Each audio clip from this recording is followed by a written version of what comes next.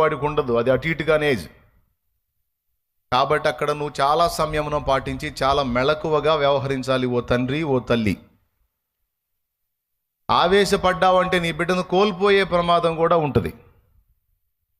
తల్లిదండ్రులకు హెచ్చరిక, ఎందుకంటే వాడు మూర్ఖత్వంలో ఉంటాడు కనుక తొందరపాటుగా ఏదన్నా నిర్ణయం చేసుకుంటే జీవితాంతం కడుపు కోతకు గురవ్వాల్సి ఉంటుంది కనుక ఇది బెదిరించట్లేదు, హెచ్చరిస్తున్నా. కొంచెం పిల్లల్ని మందలించే విషయంలో జాగ్రత్తగా ఉండండి, నేర్పుగా చెప్పండి, ధైర్యపరచండి, ఫ్రెండ్లీగా వ్యవహరించండి. పిల్లలతో కొంచెం ఫ్రెండ్లీగా వ్యవహరించండి, ధైర్యపరచండి. ఏం పర్వాలేదు బేటా, ఏం కాదులేరా, మళ్ళీ రాదు కానీ, ఏం కాదులే తల్లి, మళ్ళీ రాదు కానీ అని ధైర్యపరచండి. నువ్వు కష్టపడి చదివావు, నేను చూశాను, బాగా రాశావు, నాకు తెలుసు. ఏమో దిద్దేవాళ్ళు సరిగా దిద్దకపోయి ఉండొచ్చు, వాళ్ళు ఏ మైండ్లో ఉండి దిద్దారో. ఏం పర్వాలేదు నాన్న, నువ్వైతే బాగానే కష్టపడ్డావు, రాత్రి మగళ్ళు చదివా, నేను చూశాను, నువ్వు తెలివిగల్లోడివే, తెలివిగల్లదానివే, మరి ఎందుకు తేడా పడిందో పర్వాలేదు. ఫెయిల్ అయిన వాళ్ళంతా జీవితంలో ఫెయిల్ అవ్వలేదు, పాస్ అయిన వాళ్ళంతా బ్రతుకులో పాస్ అవ్వలేదు అని వాటికి కొంచెం ధైర్యపరిచి ఆమెకు ధైర్య మాటలు చెప్పి పిల్లల్ని కాపాడుకోండి. ఇప్పుడున్న జనరేషన్ ఇంకా దరిద్రంగా ఉంది, ఇప్పుడున్న జనరేషన్ ఇంకా తీవ్రంగా ఉంది కాబట్టి మాటలు చెప్తున్నా. అలాగే ఫెయిల్ అయిన పిల్లలకి చెప్తున్నా, ఏం భయపడొద్దురా, నేను 7th 2 సార్లు, దేవునికి స్తోత్రం. నువ్వు 10th మళ్ళీ 10th, నేను 7th తప్పి మళ్ళీ రాసి మళ్ళీ పాస్ అయ్యి 8th వెళ్ళా. మరి నాతో పోల్చుకుంటే మీరు ఇంకా బెస్ట్రా, 10th దాకా పోయారు మీరు. కాబట్టి ఒకవేళ నువ్వు చదువులో ఫెయిల్ అయి ఉండొచ్చు, డోంట్ వరీ. భక్తిలో యేసయ్యతో అనుబంధంలో ఫెయిల్ అవ్వద్దు నాన్న, నువ్వు దేవునితో అనుబంధం కలిగి ఉండు. నీ ఫెయిల్యూర్ను కూడా, నీ వైఫల్యాన్ని కూడా నా తండ్రి విజయంగా మారుస్తాడు. నీ లైఫ్లో నువ్వు ఆశీర్వదించబడేటట్టు నా దేవుడు చేస్తాడు. భయపడొద్దు, కృంగిపోవద్దు బిడ్డ. మీ అందరికీ ఆదరణగా ఒక పరమ రహస్యం ఒకటి చెప్తాను. ప్రసంగి గ్రంథంలో పిల్లలందరికీ ఆదరణకరంగా దీన్ని చదువుకుంటారా, మీరు చాలా ధైర్యవంతులు అవుతారు. వైఫల్యం వచ్చినా ఇక మీరు కృంగిపోరు. ప్రసంగి గ్రంథము తీయండి, బైబిల్ ఉన్నోళ్ళు తీయండి. ప్రసంగి గ్రంథము అందరికీ చూపిస్తా, జీవితంలో వైఫల్యమైన వాళ్ళు కూడా చూపిస్తా, చదువులో వైఫల్యమైన వాళ్ళు కూడా చూపిస్తా. ప్రసంగి గ్రంథము 9వ అధ్యాయము 11వ వచనం చదువు. మరియు నేను ఆలోచింపగా, సూర్యుని క్రింద జరుగుచున్నది నాకు తెలియబడెను. వడిగలవారు పరుగులో గెలవరు. వాస్తవంగా పరుగులో గెలవాలంటే వడిగా పరిగెత్తగలిగితేనే గెలుస్తారు. కానీ ఇక్కడ అంటాడు, వడిగలవారు పరుగులో గెలవరు. బలము గలవారు యుద్ధమునందు విజయమునందరు. వాస్తవంగా యుద్ధంలో గెలవాలంటే బలమే కావాలి, కానీ ఇక్కడ రివర్స్ చెబుతున్నాడు, బలము గల్లోడు యుద్ధంలో గెలవడు. జ్ఞానము గల వారికి అన్నము దొరకదు. వాస్తవంగా జ్ఞానం కలిగినోడు వాడి తెలివితేటలు, జ్ఞానాన్ని ఉపయోగించి ఎక్కడైనా పట్టెడు అన్నం సంపాదించుకుంటాడు అనిపిస్తుంది మనకి. కానీ ఇక్కడ బైబుల్ ఏం చెప్తున్నాడంటే, ప్రసంగి గ్రంథంలో జ్ఞానము గలవానికి అన్నము దొరకదు, బుద్ధిమంతుల వలన ఐశ్వర్యము కలుగదు. కొంతమంది మంచి బుద్ధిమంతులై ఉంటారు కానీ వాళ్ళు దరిద్రులుగా ఉంటారు. తెలివిగల వారికి అనుగ్రహము దొరకదు. చాలా చురుకుగా తెలివిగా ఉంటారు కొంతమంది, కానీ రాజు దగ్గర అనుగ్రహం పొందలేరు. ఇవన్నీ అదృష్టవశము చేతనే, కాలవశము చేతనే అందరికీ కలుగుచున్నవి. అదిగో రహస్యం అక్కడ బట్టబయలు చేశాడు. చాలా మంది సమాజంలోని వ్యక్తులను చూసి మైండ్ పోగొట్టుకుంటారు. ఇలాంటి సన్నివేశాలు చూసి, చదువు నీ తోటి వారి కంటే నువ్వు బాగా చదువుతావు, నీ పక్కన ఉన్నాడు అంత కాపీ మాస్టరు.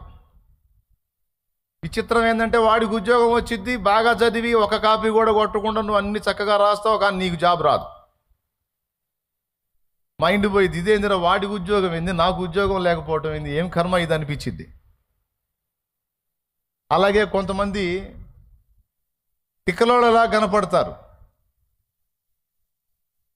కానీ వాళ్ళ లైఫ్ అద్భుతంగా సెటిల్ అయిపోయింది. కొంతమంది చాలా తెలివిగలలా కనపడతారు, కానీ వాళ్ళు జీవితంలో వైఫల్యం చెందిన అనుభవాల్లో కనపడతారు. ఇలాంటి సన్నివేశాలు మీరు ఎప్పుడన్నా చూసారా సమాజంలో? తెలివిగల్లోళ్ళు అన్నీ పొందలేకపోవటం, తిక్కలోళ్ళలాగా ఉన్నోళ్ళు అన్నీ పొందుకోవటం చూసారా మీరు? దేవునికి స్తోత్రం. ఏమండి, ఒక ఆమె చక్కగా ఉంటుంది, భర్త ఏమో కొంచెం అందం తక్కువగా ఉంటాడు, ఆమె ఫీల్ అవుతూ ఉంటుంది. ఒక ఆమె ఏమో తిక్కలుగా ఉంటుంది, భర్త ఏమో అందగాడు దొరుకుతాడు. ఈ అందగాడితే ఫీల్ అవుతూ ఉంటుంది, నేను ఇంత చక్కని దాన్ని నాకేమో పిచ్చోడు దొరికాడు, ఆమె ఏమో తిక్కలుగా ఉంటుంది, ఆమెకి అందగాడు దొరికాడు. అలాగే ఒక్కొక్క భార్య విషయంలో భర్త కూడా అంతే ఫీల్ అవుతాడు, నేను చాలా అందంగా ఉంటాను, నా భార్య పిచ్చిదానిలాగా ఉంటుంది. వాడేమో పరమ దరిద్రంగా ఉంటాడు, వాడి భార్య ఏమో చాలా చక్కగా ఉంటుంది. సమాజంలో కొంతమంది ఫీలింగ్స్ చెప్తున్నానండి, అవునా కాదా? ఎంతమంది ఒప్పుకుంటారు? చేతులు ఎత్తండి. నిజంగా కొన్నిసార్లు మనకంత రివర్స్లో కనపడుతుంటాయి సమాజంలో పరిస్థితులు.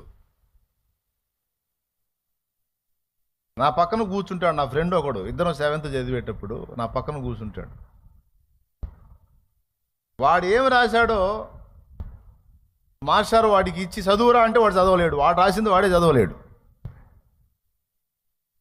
వాస్తవంగా ఒక్కొక్కడు పనితనం ఎలా ఉంటుందంటే వాడు రాస్తే వాడు తప్ప ఇంకోటి చదవలేడు.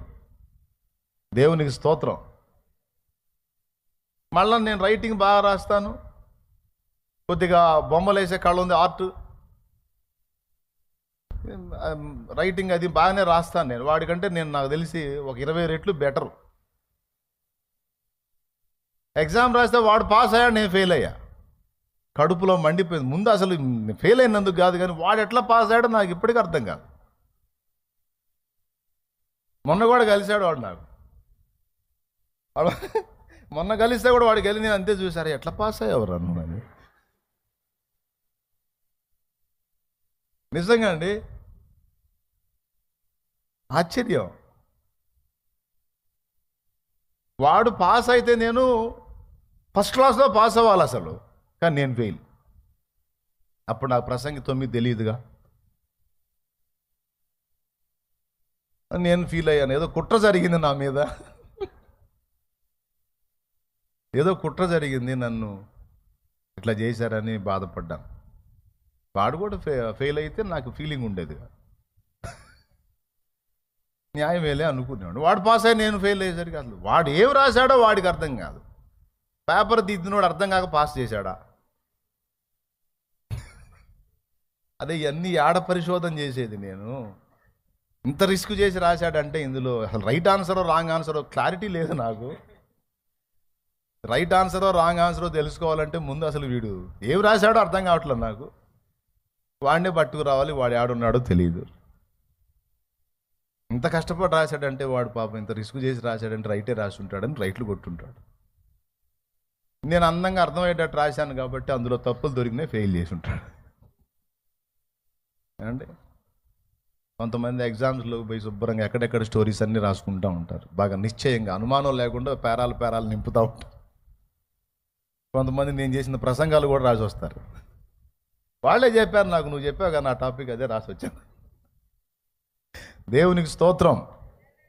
పిల్లలు భయపడకండి నాన్న, భయపడకండి. చదువులో ఫెయిల్ అయిన యేసుక్రీస్తునందు నేను ఉన్నందున, పరిశుద్ధ బైబిల్ గ్రంథం చదివినందున, దేవుని వాక్యాన్ని గుండెల్లో నింపుకున్నందున, ఆత్మీయ జీవితంలోనూ భౌతిక జీవితంలోనూ నేను పాస్ అయ్యేటట్టు నా యేసయ్య చేశాడు తన వాక్కు ద్వారా.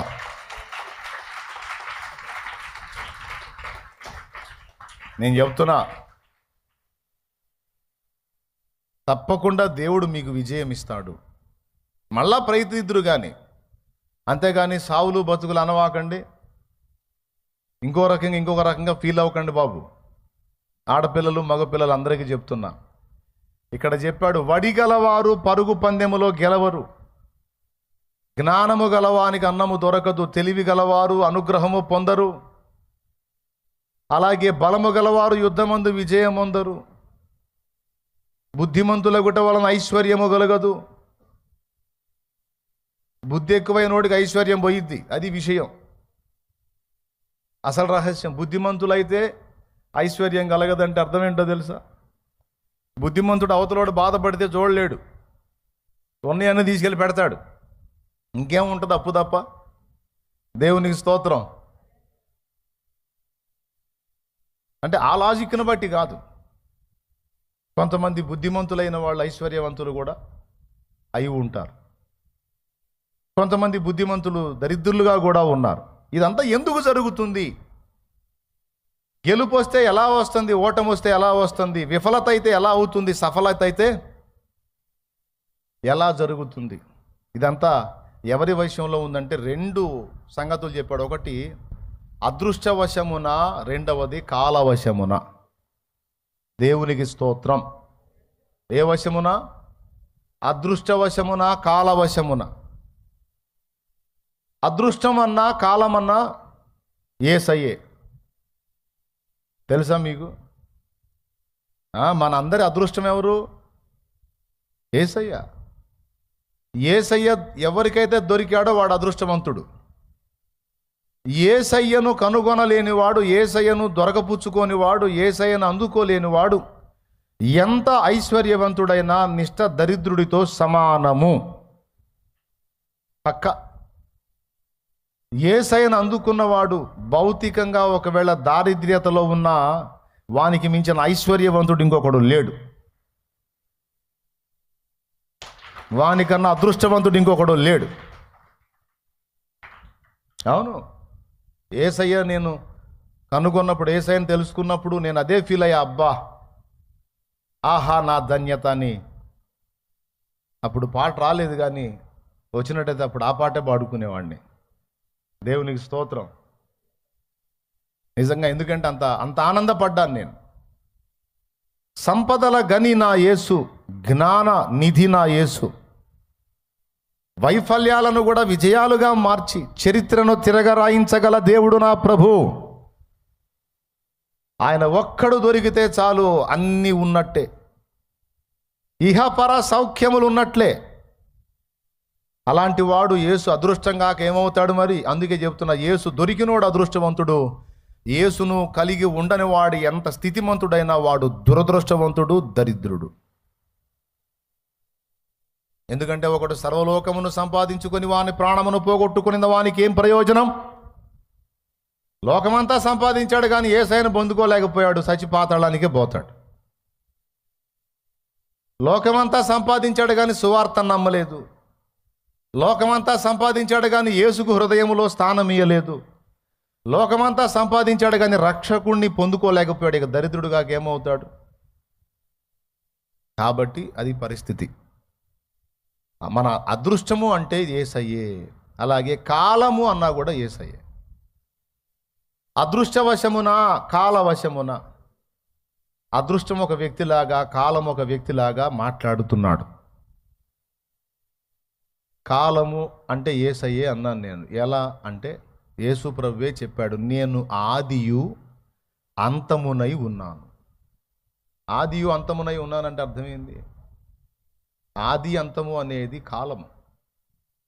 నేను ప్రసంగం మొదలుపెట్టాను ఆది, ముగిస్తాను అంతం. ఈ రెండింటి మధ్యలో ఉన్నది కాలం. కానీ యేసు ప్రభు వారు తన్ను గూర్చి తాను నేను ఆదియు అంతమునై ఉన్నాను అని తన్ను గూర్చి తాను కాలమని చెప్పుకున్నాడు. మనకు తెలిసి కాలం అంటే టైం, కానీ మనకు తెలియని సంగతి ఏంటంటే కాలము అనే వ్యక్తి ఒకడు ఉన్నాడు. కాలము అనే వ్యక్తి ఉన్నాడండి, అదృష్టం అనే వ్యక్తి ఉన్నాడండి, వాక్యము అనే వ్యక్తి ఉన్నాడండి, వ్యక్తి ప్రేమ అనే వ్యక్తి ఉన్నాడండి, అగ్ని అనే వ్యక్తి ఉన్నాడండి. మనకు తెలిసి అగ్ని అంటే పొయ్యిలో అగ్ని, కానీ అగ్ని అనే ఒక వ్యక్తి ఉన్నాడు. అలాగే అదృష్టము అనే వ్యక్తి, కాలము అనే వ్యక్తి, మొత్తం యేసయ్య. అందుకే చెప్తున్నాను, ఎవని గెలుపోటములైనా, ఎవని దీవెన శాపములైనా, ఎవడికి ఎవరి అనుగ్రహం దొరకాలన్నా వాడు పరిగెత్తితే కాదు, వాడు తిప్పలు పడితే కాదు, ఫస్ట్ దైవానుగ్రహం వాడికి ఉండాలి. వాక్యము, కాలము, అదృష్టము, అగ్ని సమస్తము తానై ఉన్న నా ప్రభు యొక్క అనుగ్రహం దొరకాలి. అందుకే ఏబి మాస్లామణి గారు ఇలా పాడాడు.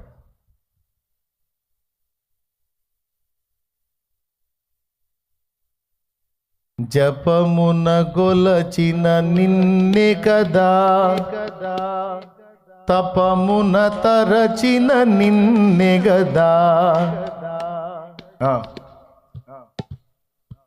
విఫలులు చేసిన విజ్ఞాపనలకు, విఫలులు చేసిన విజ్ఞాపనలకు సఫలత నీవే గదా. సిల్వధరా పాపహరా శాంతికరా, హే ప్రభు యేసు, హే ప్రభు యేసు, హే ప్రభు దేవసుతా. సిల్వధరా పాపహరా శాంతికరా, హే ప్రభు యేసు, హే ప్రభు యేసు. హల్లెలూయా. తపములు తరచిన నిన్నే కదా, జపములు గొలిచిన నిన్నే కదా అని విఫలులు చేసిన విజ్ఞాపనకు. విఫలులు అంటే తెలుసా? జీవితంలో విఫలమైపోయిన వాళ్ళు, ఓడిపోయిన వాళ్ళు, బలహీనపడిన వాళ్ళు, లైఫ్ ఫెయిల్ అయిపోయిన వాళ్ళు. ఆ ఫెయిల్ అయిపోయిన వాళ్ళు విజ్ఞాపన చేస్తే ఆ విజ్ఞాపన ఆలకించి మరలా వాళ్లకు సఫలత అనుగ్రహించింది నువ్వే కదా అంటాడు. కొడితే గట్టి కొట్టు. విఫలులు చేసిన విజ్ఞాపనలకు, విఫలులు చేసిన విజ్ఞాపనలకు సఫలత నీవే కదా. సిల్వధరా పాపహరా శాంతికరా, హే ప్రభు యేసు, హే ప్రభు యేసు. దేవునికి మహిమ. పెద్దగా చెప్పండి. విఫలతలను కూడా సఫలత చేస్తాడు. అంటే ఫెయిల్యూర్ని కూడా పాస్ అయ్యేటట్టు చేస్తాడు ఆయన. అంతా ఆయన చేతిలో ఉంది, భయపడొద్దని చెప్తున్నాడు. దేవునికి మహిమ. కాబట్టి 10th ఫెయిల్ అయితే అసలు లైఫే ఫెయిల్ అయినట్టు ఫీల్ అవ్వకరో అబ్బాయి అమ్మాయి. తల్లిదండ్రులారా, పిల్లల్ని టార్చర్ చేయొద్దు. వాళ్ళని ధైర్యపరచండి, ఆదరించండి. తప్పకుండా మళ్ళా వాళ్ళు ప్రయత్నిస్తారు, ఈసారి జయం పొందుతారు. గుర్తుపెట్టుకోండి, వాళ్ళు విజయం సాధిస్తారు. దేవుడు ఆ దీవెన వారికి ఇస్తాడు. ఒకవేళ మళ్ళా వాడు ఫెయిల్ అయినా ఏం భయపడొద్దు, వాడికి ధైర్యం చెప్పు. ఏం పర్వాలేదురా, నువ్వు ఇంతగా ఫెయిల్ అవుతున్నావు అంటే తప్పకుండా లైఫ్లో పాస్ అవుతావురా నువ్వు. దేవుడు నిన్ను ఖచ్చితంగా నిలబెట్టుకుంటాడు. నీ పట్ల ఏదో వేరు ప్రణాళిక ఉంది, దాన్ని నెరవేరుస్తాడు. ఏం భయపడొద్దు నాన్నని ధైర్యపరచండి. ఎంతమందికి అర్థమైంది? అలాగే పాస్ అయిన పిల్లలు, ఫెయిల్ అయిన పిల్లల్ని ఎగతాళి చేయకండి. వాడిని చూసి నవ్వకండి, వాడిని ధైర్యపరచండి, వాడిని ఓదార్చండి, వాడిని ప్రోత్సహించండి. ఎందుకంటే ఈరోజు నీవు పొందిన విజయాన్ని బట్టి ఉప్పొంగితే భవిష్యత్తులో నువ్వు ఎదుర్కొనే ఓటములు కొన్ని ఉంటాయి. ఆ ఓటముల్లో నువ్వు అవమానపరిచినోడే రేపు నిన్ను మించిపోవచ్చు. నీకొచ్చిన విజయం నీకు గర్వాన్ని తీసుకొస్తే అవతలాడికి వచ్చిన అపజయం వాళ్ళలో పౌరుషాన్ని పెంచి, రోషాన్ని పెంచి వాడు నీకంటే ప్రయోజకుడుగా మారే అవకాశం ఉంది. కనుక తేడా పడ్డ వారిని, జీవితంలో ఓడిపోయిన వారిని, సేవలో ఓడిపోయిన వారిని, ఎగ్జామ్లో ఫెయిల్ అయిన వారిని తొందరపడి తృణీకరించొద్దు. నువ్వు పొందిన విజయాలను బట్టి విర్రవీయొద్దు. ఎందుకంటే ఫెయిల్ అయిన వాడికి కాసేపు వేదన, తర్వాత రోషం, పౌరుషం మేలుకుంటాయి. వాడు ఈసారి సాధించే అవకాశం ఉంది. కానీ విజయం పొందిన వాడికి గర్వం వెంటాడుతూ ఉంటుంది. అది జీవితంలో అయినా, సేవలో అయినా, ఎగ్జామ్స్లో అయినా, దేనిలో అయినా విజయం పొందిన వాళ్ళని గర్వం వెంటాడిద్ది. వైఫల్యం, ఫెయిల్యూర్ పొందినటువంటి వానికి దీన మనసు వచ్చింది, హృదయం గాయమైద్ది, వాళ్ళు రోషం, పౌరుషం మేలుకుంటాయి. వాడు తప్పకుండా తర్వాత పోరాడి గెలుస్తాడు. వాడు ఇవన్నీ ఎందుకు చెప్పాల్సి వచ్చిందంటే 10వ తరగతి ఫెయిల్ అయినందున విద్యార్థి ఆత్మహత్యాన్ని చూసి చీదరబుట్టి చెబుతున్నా. చిన్న వయసులు పసిబిడ్డలు ఉసరుసర ప్రాణం తీసుకునే ప్రమాదం ఉంది కనుక దయచేసి పిల్లల్ని కాపాడుకోమని చెప్తున్నా. బ్రతుకు సమాజంలో బ్రతకడానికి చదువు అవసరం, కానీ బతుకంతా చదువే కాదు. బతుకు దేవుని కోసం, బతుకు సమాజం కోసం.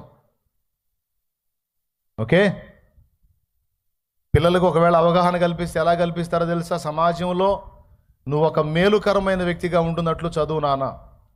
10 మందికి నువ్వు ప్రయోజనకారివిగా కావాలి తల్లి. 10 మందికి నువ్వు ప్రయోజకుడుగా కావాలి నాన్న. నీ ఒక్కడి కడుపు కోసం చదవద్దురా. నీ ఒక్కదాని పొట్ట కోసం చదవద్దమ్మా. 10 మందికి నువ్వు దీవెనకరమగున్నట్లు చదవాలి. జాగ్రత్త అని పిల్లలకు నేర్పుకో. సమాజం కోసం వాళ్ళకి దృష్టి చిన్నప్పటి నుంచే నేర్పు. సమాజ శ్రేయస్సు, సమాజ హితవు కోరేటట్టు తప్పకుండా వాళ్ళు ప్రయోజకులు అవుతారు. కృంగిన వారిని లేవనెత్తండి, ధైర్యపరచండి. Okay, right. ఇప్పుడు చదువుకున్న వాక్య భాగంలోకి వద్దాం. ఇప్పుడు మీ అందరికీ ధైర్యం కలిగింది కదా? ఎవడికి అన్నం దొరకాలన్నా, ఎవడికి అనుగ్రహం దొరకాలన్నా, ఎవడికి విజయం దొరకాలన్నా ఎవరి చేతుల్లో ఉంది? పెద్దగా చెప్పండి, ఇంకోసారి చెప్పండి. అంతే, అదృష్టవశమున కాలవశమున ఉంది. సమస్తము తన గుప్పెట్లో పెట్టుకున్న నా ప్రభువు ఉన్నాడు. తగిన కాలం ముందు తప్పకుండా నీకు కూడా సహాయం చేస్తాడు. ఆ మాత్రం విశ్వాసం ఉంచి నిరీక్షించలేనోడివి నువ్వేం విశ్వాసివి? విశ్వాసం ఉంచాలి, దేవుని వైపు నిరీక్షణ ఉంచాలి, ఎదురు చూడాలి. దేవుని కార్యం తప్పకుండా పొందుకుంటాం. కొంచెం మనకు ఓర్మి తక్కువ. కొద్దిగా ఓపిక పడితే తప్పకుండా దేవుడు మనకు సిద్ధపరిచినటువంటి వాటన్నిటిని మనకు అందొచ్చేటట్టు చేస్తాడు. ఆమేన్. ఇప్పుడు చదువుకున్న వాక్య భాగంలోకి వద్దాం రండి. పిల్లల కోసం చెప్పాలనుకున్న విషయాలు చెప్పాను. దయచేసి పిల్లల్ని కోల్పోవద్దు, పిల్లల్ని ధైర్యపరచండి. దేవుని కృపను బట్టి నా పిల్లల్ని అయితే ఎప్పుడూ టార్చర్ చేయలా. వాళ్ళని అడిగినా చెప్తారు మీరు. నేను ఇక్కడ మీకు చెప్పటమే కాదు, నా పిల్లలు కూడా టార్చర్ పొందల చదువు విషయంలో.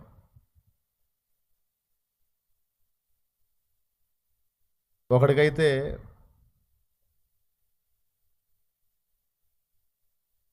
స్కూల్కి పంపించాను, కానీ ఎక్కలా బుర్రకి. చిన్నప్పుడు మీకు తెలుసా, 1 సంవత్సరం స్కూల్ మానిపించా వాడిని.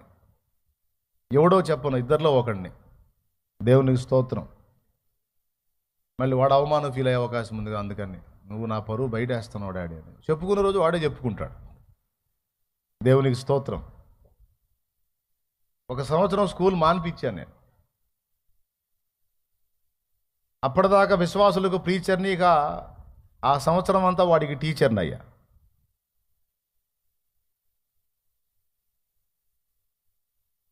నాకు తెలిసిన సబ్జెక్ట్ అంతా వాడికి నేర్పా. ఇంకేం లేదు, నేను పరిచర్యకి పోయి రావటం, వాడిని కూర్చోబెట్టడం, వాడి చేత అన్ని రాయించటం, చదివించటం. దేవుని కృపను బట్టి వాడికి స్కూల్లో 6 తరగతులు చదివితే ఎక్కనిది దేవుని కృపను బట్టి అంతా 2-3 నెలల్లో వాడికి అవగాహన కల్పించేటట్టు దేవుడు కృపనిచ్చాడు.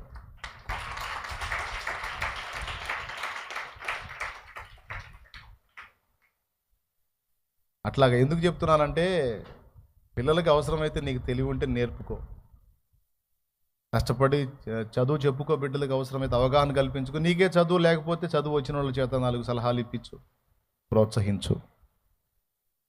దేవుడి దయ వల్ల నేను అవగాహన బిడ్డ కల్పించకపోతే ఇప్పుడు వాడు చదవగలిగేవాడు కాదు. టైం తీసుకున్నా. ఎందుకంటే వాడు రెగ్యులర్గా స్కూల్కి వెళ్తున్నాడు. ఓ రోజు కూర్చోబెట్టి నా పేరు రాయరా అన్న, వాడు రాయలేకపోయాడు. తెలుగులో నా పేరు రాయనా అన్న, రాయలేవాడు. సరే అమ్మ పేరు రాయరా అన్న, రాయలా.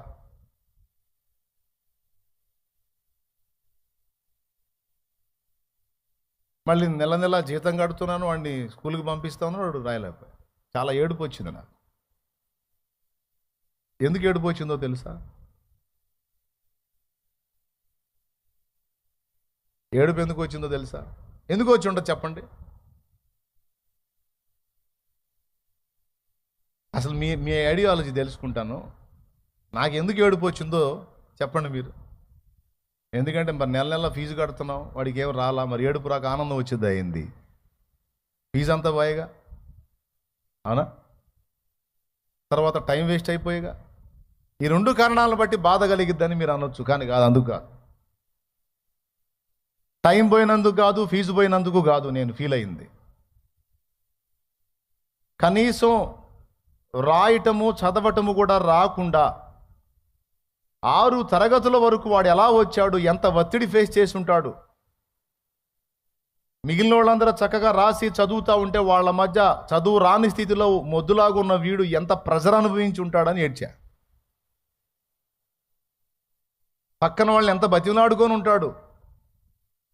ఎగ్జామ్స్ టైంలో అరే కొంచెం చూపించురా అని పక్కన వాళ్ళని ఎంత బతిలాడుకొని ఉంటాడు, ఎంత మొత్తుకొని ఉంటాడు, ఎన్ని లంచాలు పెట్టుంటాడు. అవన్నీ జస్ట్ వాడి ప్లేస్లో కూర్చొని ఆలోచిస్తే నాకు ఏడుపు వచ్చింది. వద్దు బేట, ఆ పరిస్థితి వద్దు, నీకు కూర్చోను, అసలు చదువు వద్దు నేను మాన్పిస్తే వాళ్ళు కబురు పెట్టారు, మీ వాడు రావట్లేదంటే రాడు అని చెప్పా. దేవునికి స్తోత్రం. రాడు సార్, నేనే చెప్పుకుంటా. అసలు వాడికి ఏం చెప్పారో, ఏం ఎక్కింది అసలు కనీసం వాడు పదాలు రాయగలుగుతున్నాడా లేదో కూడా చూడకుండా మీరు వాడిని 6 తరగతులకు తీసుకెళ్ళారు. నిజంగా మీ బడికో సలాం, మీ చదువుకో సలాం. డిగ్రీ దాకా కూడా తీసుకెళ్ళేటట్టున్నారు ఎట్లనే. దేవునికి స్తోత్రం.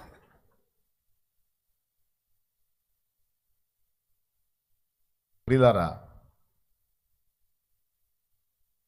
నేనే చెప్పుకున్నాను ఈరోజు చక్కగా దేవుని కృపను బట్టి వాడు మీ పేరు కూడా రాస్తాడు. ఇప్పుడు చక్కగా చదువుతాడు, తెలుగు చదువుతాడు అంతరా. ఇక తెలుగు విషయంలో డౌట్ లేకుండా వంట పట్టింది. తర్వాత ఇంగ్లీష్ తిప్పలు పడ్డాడు. ఇప్పుడు ఇందులో తిప్పలు పడి లైన్లోకి వచ్చాడు అనుకో. ఇప్పుడు మీకు 1,000,000 వరహాల ప్రశ్న, ఇంతకు పెద్దోడా చిన్నోడా? ఎవడో నేను చెప్పను. దేవునికి స్తోత్రం కలుగును గాక. హల్లెలూయా. అది పరిస్థితి. చేతనైతే నేర్పుకోండి, ఓర్పుగా చెప్పుకోండి, నేర్పించుకోండి. బిడ్డలు తప్పకుండా ప్రయోజకులు అవుతారు. కన్న తల్లివి నువ్వే నిందిస్తే, కన్న తండ్రివి నువ్వే నిందిస్తే, నువ్వే దూషిస్తే, నువ్వే తృణీకరిస్తే, నువ్వే వ్యధవం చేసి మాట్లాడితే, నువ్వే పనికి మాలింది అని నువ్వే మాట్లాడితే ఆ బిడ్డకు ఆదరణ ఎక్కడ తల్లి?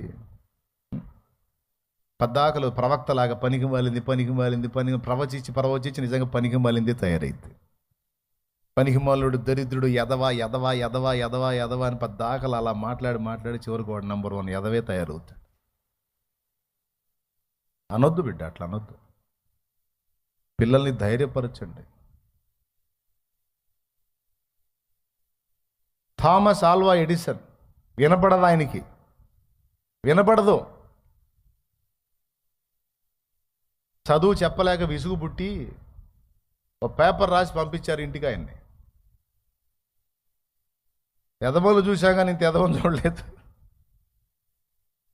వీడికి వినపడదు, పోనీ సైకిల్తో చెప్పిన అర్థమై సావదు. వీడికి చదువు చెప్పి వీడిని ఒక ప్రయోజకుడిని చేయటం మా వల్ల కాదు, నీ చేతనైతే నువ్వే చేసుకోమని ఇంటికి పంపించారు. ఇంటికి వచ్చాడు ఆ పేపర్ తీసుకొని, తల్లికి చూపించాడు. పేపర్ ఇచ్చారు మమ్మీ అని. చదివి ఏడ్చుకుంది. ఏంటి మమ్మీ ఏమి రాశారని అడిగాడు. తల్లి ఏం చెప్పిందో తెలుసా? ఎగతాళిగా కాదు, సీరియస్గానే చెప్పింది. నువ్వు పెద్ద మేధావివంట, నీలాంటి మేధావికి చదువు చెప్పగలిగేంత సామర్థ్యం వాళ్లకు లేదట. అందుకని మరి నిన్ను గన్న తల్లిగా నేనే నీకు చదువు చెప్పమని నాకు పంపించారు నాయన. నీకు చదువు చెప్పేంత కెపాసిటీ వాళ్లకు లేదంట అని చెప్పి. అప్పుడు ఈయన ఫీల్ అయ్యాడు, నేను మేధావిని అనుకుంటా పెరిగాడు. తల్లి చనిపోయిన తర్వాత ఆమె సామాగ్రిలో పాత పెట్టెలు అవి ఉంటాయి కదా, వాళ్ళ వస్తువులు, అందులో అవన్నీ తిరగేస్తూ ఉంటే ఆ చిన్నప్పుడు ఆయన తెచ్చిన లెటర్ కనపడింది. అందులో ఏముందో కొడుకు చూపిలా.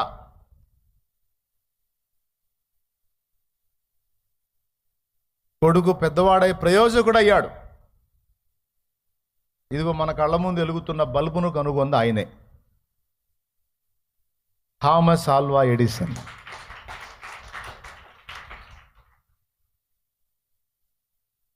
బల్బు కనుగొన్నది ఎవరంటే ఆయన పేరే చెప్తారు.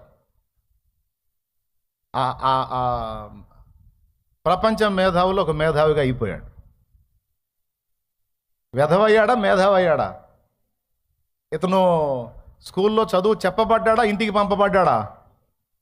అందుకే ఎవరైనా ఆ స్థితిలో కనపడితే నేను చాలా వింతగా చూస్తా, అబ్బో వీడు కాబోయే మేధావి కాబోలని. దేవునికి స్తోత్రం. 6 తరగతులు చదివిన పదాలు రాని నా కొడుకును కూడా అంతే ఫీల్ అయ్యాను నేను. అబ్బా, నా ఇంట్లో కూడా ఒక మేధావి తయారవుతున్నాడు.